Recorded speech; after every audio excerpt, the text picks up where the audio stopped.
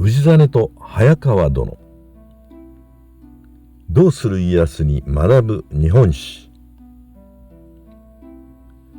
60年間添い遂げ天寿を全うした夫婦。今川氏真と北条氏康の娘早川殿は政略結婚によって結ばれたが、二人は戦国時代に60年間にわたって離縁せずに最後まで連れ添って共に天寿を全うした。今川氏真と早川殿のその後を詳しく見ていこう。今川義元は武田信玄、北条氏康と1554年天文23年甲州、相模、駿河の高宗春三国同盟を結んだ。戦国時代を代表する3人が参加して顔を合わせたかどうかは不明だが、駿河の善徳寺で調印式が行われた。そして同盟締結と同時に3組の政略結婚を成立させた。今川義元の娘霊昌院が武田義信に、武田信玄の娘大梅院が北条氏政に、そして北条氏康の娘早川殿が今川氏真へそれぞれに輿入れした。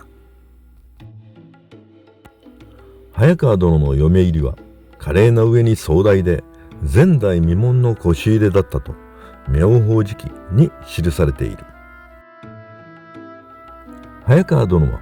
北条氏康の長女で青年は不詳だが、今川氏真はこの時17歳であった。早川殿の生まれた北条氏は鎌倉幕府の執権を務めた北条氏と区別するため御北条氏とも呼ばれている。ところが6年後に今川義元が桶狭間で織田信長に討たれると三国同盟に暗雲が立ち込める。武田信玄は徳川家康と今川領を同時に侵略する密約を交わし、1568年永禄11年に同盟を破棄して侵入した。武田家の嫡男の武田義信は今川義元の娘霊昌院を正室に迎えていたことから信玄の今川攻めに反対した。すると信玄は義信を廃嫡にして今川氏真の妹である霊昌院を駿府へ送り返している。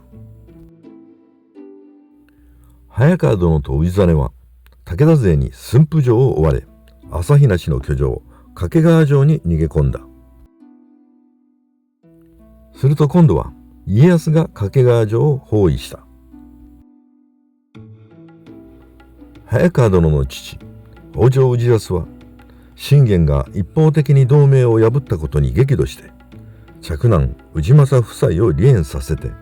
信玄の娘大梅院を送り返し同盟を破棄した。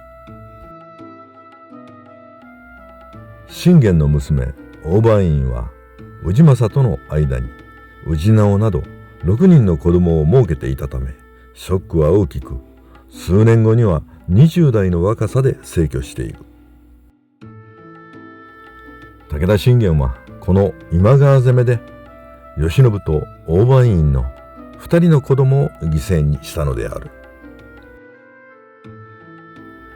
今川氏真は家康と掛川城を去ることを条件に和議を結び、早川殿の実家である小田原へ移った。日本史ではこの時点で戦国大名としての今川氏は滅亡したとされている。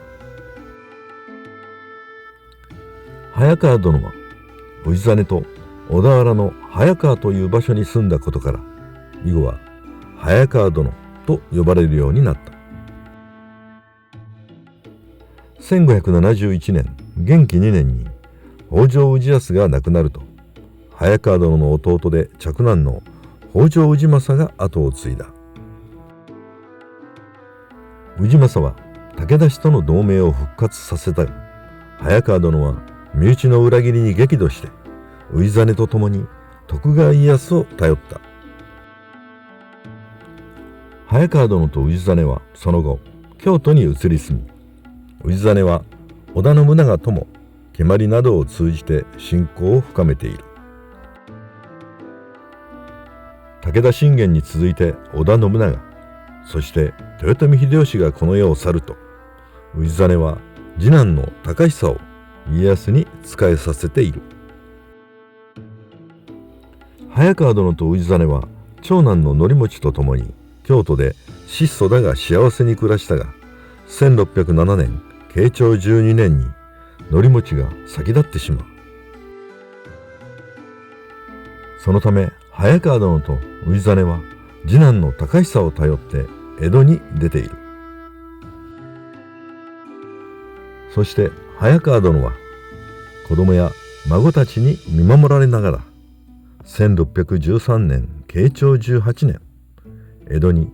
徳川幕府が開かれた年に逝去した。